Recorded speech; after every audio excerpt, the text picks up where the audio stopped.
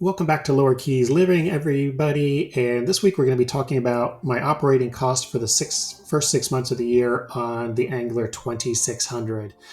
Follow along, we have a flats boat plus this Angler 2600. It's a 2009. I've got twin Mercury Optimax engines, or 200 horsepowers. I get about 2 miles per gallon. Again, these are two-stroke engines, so every time I fill up, I need to add 2 gallons of um, two-stroke engine oil to it. But love the boat. There's a few things that I would change on it or do a little differently on it, and I'll go through those in a different video. But overall, just love the boat. Been super, super happy with this machine. And again, it is our family play time. So we're usually out on the weekends on this or out on the flats with the sandbars. So I use a home delivery service. This is not an extravagant. It saves me about 50 cents a gallon over gas stations, even more than that from filling up at a marina. Only caveat is you have to have 100 gallons or more delivered, but I've got a 200-gallon tank, so that's not a problem.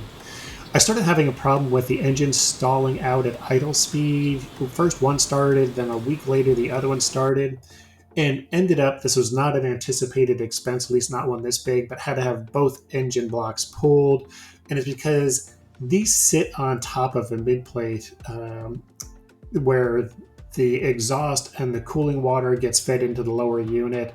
And I'm just showing you how clean I keep my engines. These are all the original tubing and wiring on here, but this is the mid plate, and this rotted from the inside out, so there was nothing visible wrong with these. Believe it or not, before this happened, these were spotless, shiny, new black paint. You could not tell until these started leaking. And the problem is, where these fittings where the exhaust and cooling water come back down to this mid plate to get fed into your lower unit, they used three different types of metal. There was stainless, there was brass, and there was some copper wires grounded on here. Just a ridiculous thought when you're running with this salt water. This is a look at the hose that goes into that fitting, and you can see all the different types of materials in here. So if you have a Mercury Optimax, this is a time bomb waiting to happen and a real Mercury design flaw with these Optimax engines. But going to jump over to a breakdown of the 6-month cost right here.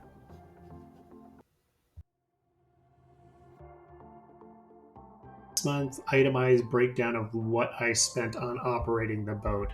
First up was the obvious one, the fuel, two-stroke engine oil. That's $3,424. That represents about 250, give or take, hours of running time during the first 6 months. Next up, the boat insurance. Always keep the insurance up to date. My insurance covers 100% of the Towboat US for boat and trailer. Always good peace of mind. The other thing that I like, it covers hurricane prep, so I can haul it to any of the marinas to get the T-top pulled down and the boat shrink wrapped and wrapped up and secured for hurricanes as they come through.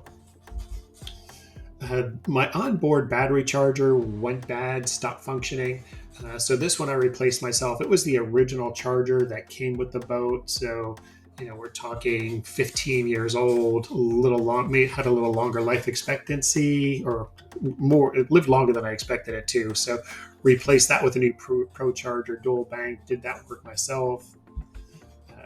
Next up, the speakers that were on the boat were the original speakers. I'm not a big audiophile, but when my daughters are on board with their friends, of course the stereo is going. And the original speakers, they literally just rotted and fell apart. So replace the new speakers, replace the wiring. Again, that's work that I did myself. And then I was having some problems with one of my trim tabs, the 100-hour service. A lot of that I'll do myself, but this time I brought it in. And then I also noticed a lot of corrosion around the through-hull fittings on the bottom of the boat. And there's a number of those, and it's something I don't take a chance with. We go out really far fishing. I don't want one of those through holes, one of the connections giving way. So I had all the through holes replaced on the boat and all new fittings on there. So that was $5,700. That's something that should not have to happen again for the lifetime of the boat. So should be good on that one. So I don't ever anticipate having that kind of a cost again. And then again, every 125, 150 hours, I change the lower unit oil, change the impellers on the boat. I know some people swear by sticking to 100 hours. Some people are like, oh, you don't need to do it that often, every 200-300 hours. I try and get 125, 150 hours. It's not a big hit, doesn't take long to do. And this is stuff that I do myself just to stay on top of it. And then finally, that mid-engine rebuild that we walked through earlier. Frankly, when I got the bill, I wasn't surprised. My marina, the boat tech, they're really good about keeping up to date, calling with anything they find, any changes, keeping me apprised of cost. Really love what they do and how I work with them. And this actually came out to be less than I thought it was going to be, given the amount of work and the hours they put into this, and then just the actual replacement cost for everything. So grand total for the 6 months this time was 19,361. Yes, definitely a bit of a sticker shock. Definitely crushed my budget for the boat for the year. But that's what it is. I know we all love and enjoy our boats. This was a bit of actually not a bit, a huge bit of a sticker shock for me for the 6 months.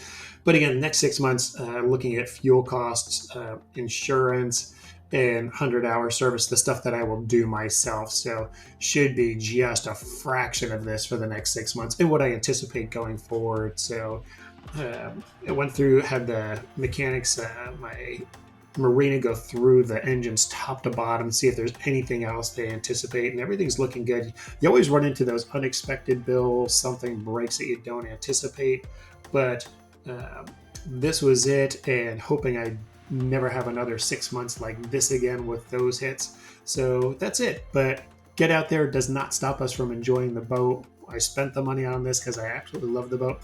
One thing I would love to ask is comments, because I'm looking at replacing these two older Mercury Optimax engines and getting a new pair of 150 horsepower Yamaha 4-strokes on the boat. That's going to be about a $48,000 investment between the engines, the rigging, the new gauges. But given what I just spent on this, do I want to spend that much more on new engines, or stick with these and always risk something else going bad because they are older engines? But would love to hear comments, thoughts on that one down below. So that's it. Hope everybody had a great week. Be safe out on the water. Full regular lobster season is open now. And gosh, crazy late, but mahi is still running. So that's my plan for the day. A little lobstering, little mahi fishing today.